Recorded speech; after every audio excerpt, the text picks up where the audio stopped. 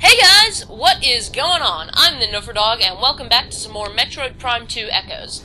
Last time we started to explore the Sanctuary Fortress, and also got our first look at the dark version, which is called the Hive, and disabled this dynamo ring here so that we can walk across it.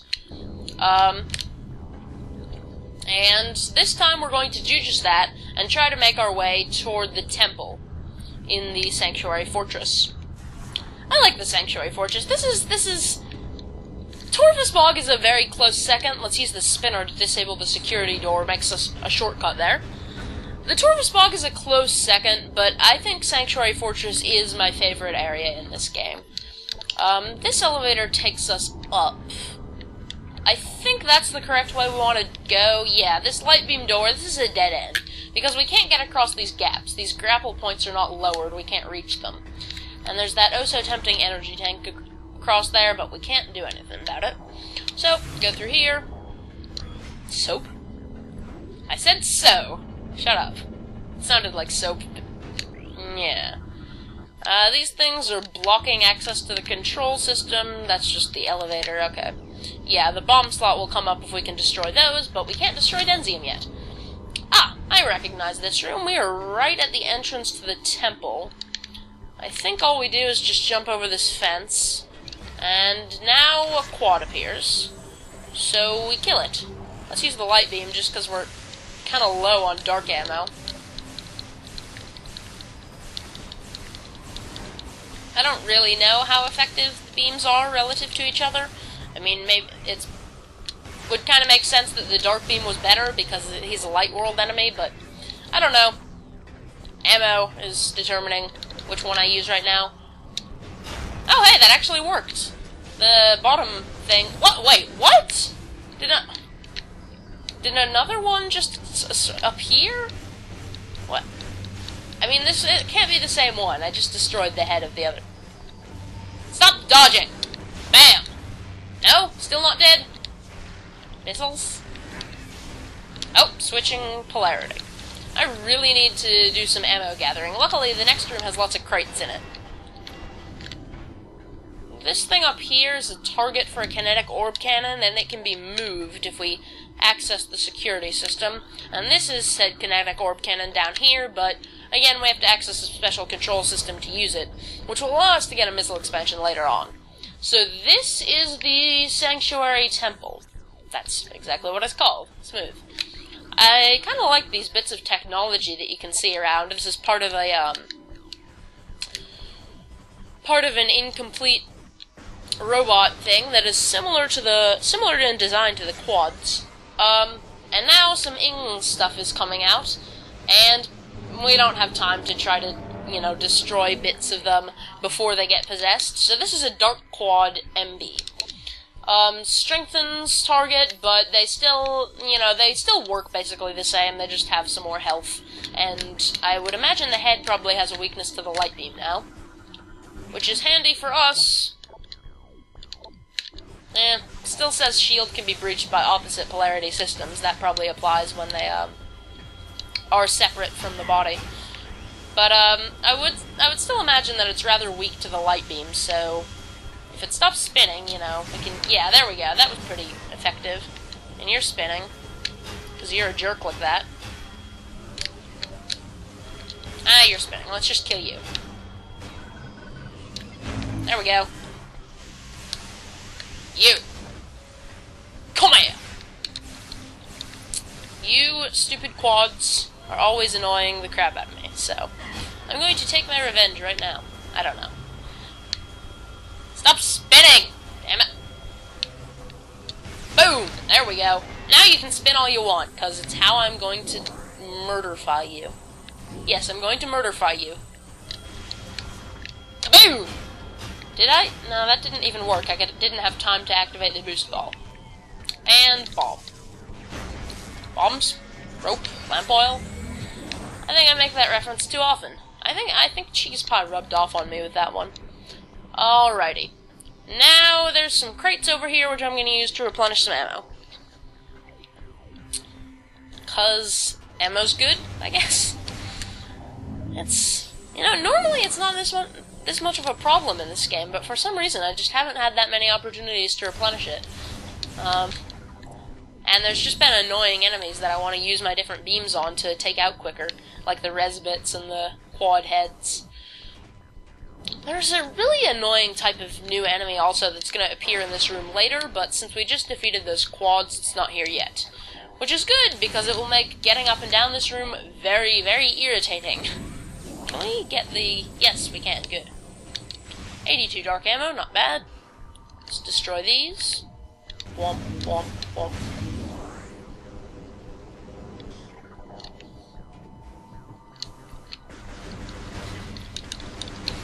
Give me all your missiles. And that there's a great ore there. Hologram there that we can't decode. So let us swing on over to the temple. Or the energy controller, rather. We were just in the temple. Kaboom. And skip. It only skips a few seconds, but you know, saving time for the Let's Plays. Statue of Sepul, a great hero of Sanctuary. Known as the Ing Slayer, Sepul defeated over 700 Ing in combat before his death in the Battle of the Hive, which is never referenced again. And this works pretty much the same as all the others. There's a dead Luminoth, and a thing we can't scan yet, and we scan this and we get a message from said dead Luminoth. Hear the words of Olir, last sentinel of the fortress temple. May they serve you well. My God, his name is actually pronounceable! It's a miracle! This used to be a great fortress, a safe haven for our people during the war. It also holds portals to the Ing Hive, the heart of their dark tribe. You look very sentimental, wistful, I guess. During the war, I built a number of mechanical sentinels to join me in battle. They were made to fight the Ing, and fight them they did for a time. But one by one, the Ing corrupted them. Now they attack with no mercy. Many went to Dark Ether with their Ing masters.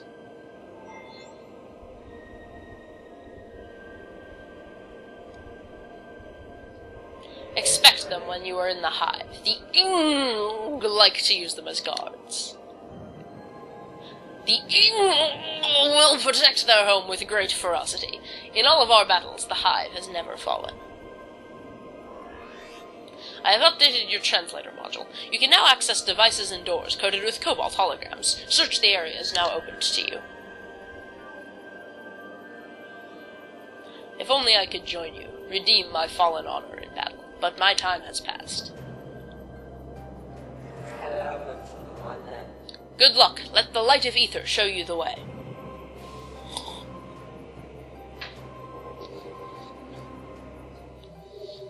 Energy fully replenished. I just like to make the ing sound more ridiculous each time.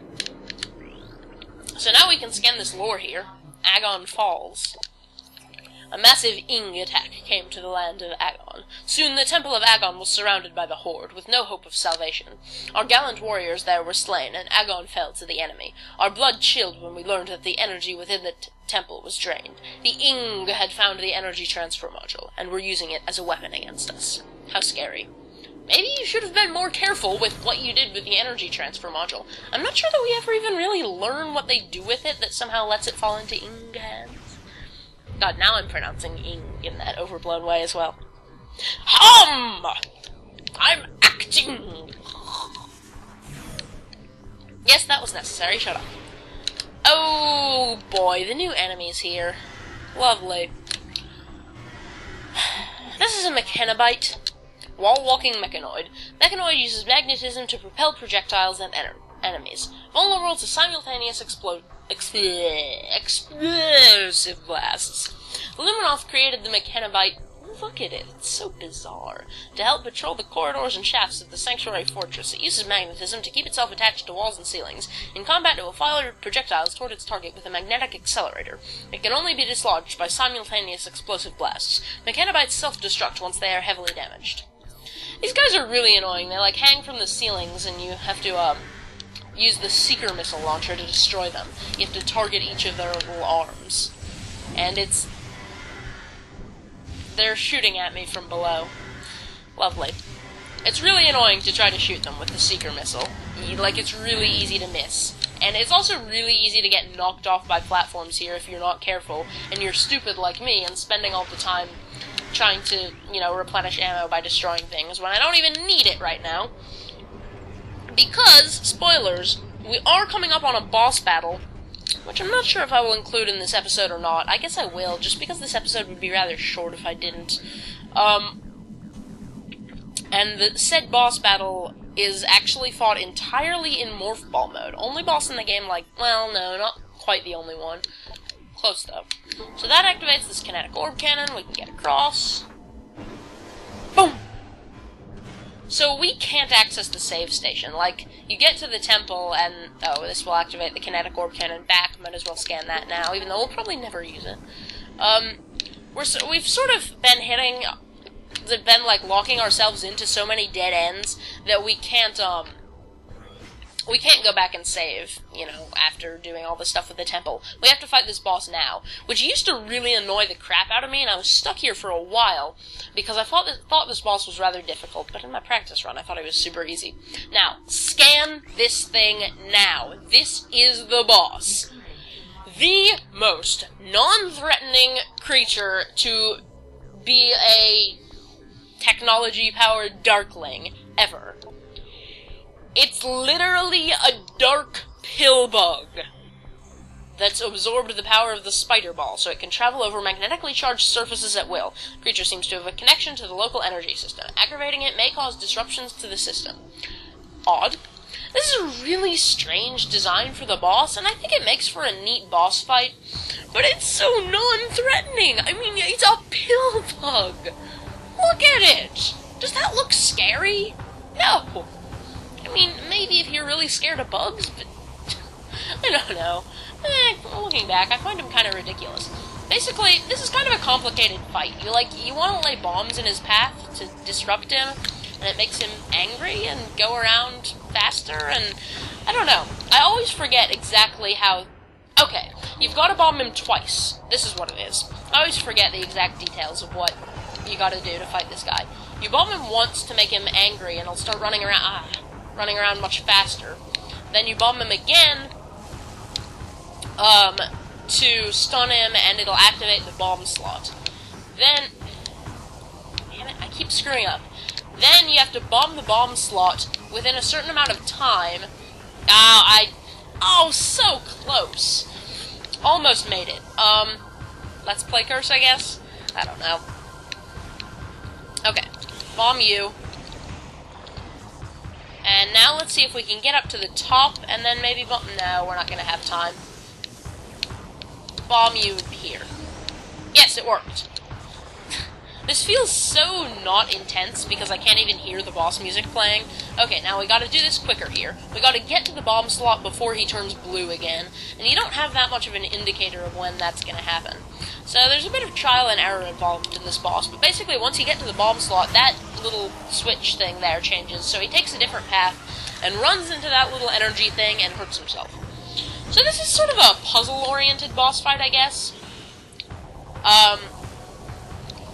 It literally is fought entirely in Morph Ball mode. And you have to, find the best time to bomb him, where you've got a bomb to get it to hit him, right then. And the exact timing for different things that you do. So it can be kind of an awkward boss fight. I don't mind it, because I don't find it difficult like I used to. And then that platform comes out, and that's what allows you to get to the bomb slot, and then that happens, and you wait for him to do that, and yeah. He hurts himself again. He's not really the smartest boss, is he? So basically, yeah, it's a puzzle-oriented boss. We're just kind of going through these increasingly difficult levels, but I don't really think he's that hard anymore. He just sometimes takes a little bit of time to figure everything out. Let's wait for him to go under again. Now I went too early. Oh, no, I still hit him. Cool. It's really all about the timing in this fight.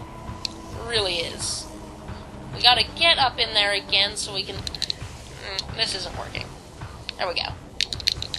Please hit him. Yes, we hit him.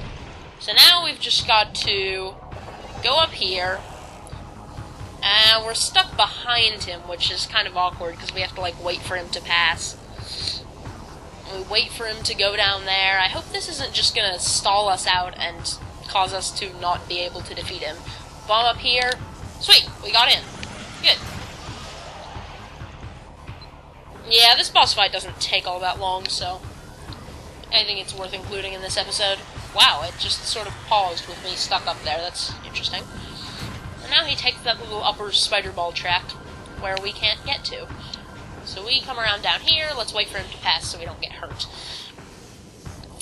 These crates are like the only opportunity I have to regain health in this fight. So if you're not as used to it, then these are kind of a valuable asset, I guess. So this is the last stage of the fight, and it's the most complicated by far. I always forget exactly... Just hit my mic. I always forget exactly how you're supposed to do everything. I think I've screwed this up. Kind of supposed to be on the opposite side. There we go. I bombed him, so that bomb slot activates. Now I bomb that, and come back down here. He comes up. See, I drop down so I don't get hit by him, and then he runs into that thing. So this is sort of a multi-stage room here. Let's bomb you. Bomb you again.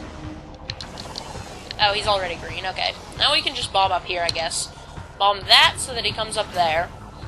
And now, we want to try to stay ahead of him, basically. And we can stun him with bombs to slow him down some more, so that we can help stay ahead of him. And then we go hit that. And then he gets angry again. Let's drop down so we don't get hurt. Goes in there, and hurts himself on that one. You can see his health, when his health bar pops back up.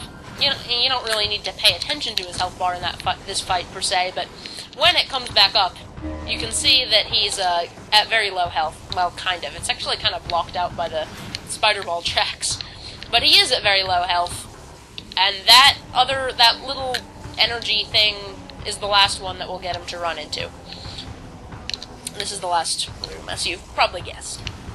That, and now I think we might be starting to run out of time here. Gotta get this all done. Ow, ran out of time, I figured.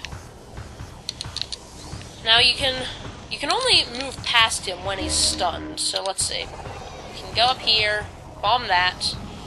Gotta do this super efficiently to get this done in time, because this last one takes a while. Come up here, bomb that. Up here. And there we go. Drop down, and just watch this complete idiot of a boss kill himself almost totally unaided. Spider Guardian, you're kind of a dumbass. Congratulations! We just made a small insect commit suicide, just so we could get a nifty power-up. Aren't we nice people? Alrighty then. Now we just gotta bomb our way up here. Right where the Spider Guardian died is where all the health restoring power-ups and all whatnot dropped. But then we go through this tunnel to get the actual power-up, which, as you've probably guessed, is the Spider Ball. Makes a return from Metroid Prime 1, although I have to say I like the design of the rails better this time around. Changes it makes to the Dark Ball, I don't know. It's up to you. Spider Ball acquired. So now we can go around on those magnetic rails, which we've seen a few times throughout the game. Like there's some new optional power-ups we can get. A couple things back in Agon Wastes and Torvus Bog, but there's optional things in Torvus Bog, and also something very important that we want to... there's optional things in Agon Wastes, and something very important that we want to get in Torvus Bog that is mandatory. So we're actually going to be leaving the Sanctuary Fortress in the next episode, but first we're getting that missile expansion, and then taking this handy shortcut, which actually is necessary because we ran into so many dead ends, we need to take the shortcut. Well, no, we could have spidered... I don't know. I'm just a derp. Next episode of Metroid Prime 2 Echoes, we're going to be making our way... Oh, wait. This is not where... Oh, right, this is just the light version of... I'm a derp. There's a security system thingy that's... Enemy forces may be using it. I'm gonna replenish some ammo. Anyway, next time on Metroid Prime 2 Echoes, we're gonna make our way back to the Torvus Bog, to get an item, an important power-up that we've been waiting a long time for in the lower Torvus Bog that, requires the spider ball. So I'm the Nuffer Dog, and I will see you guys then.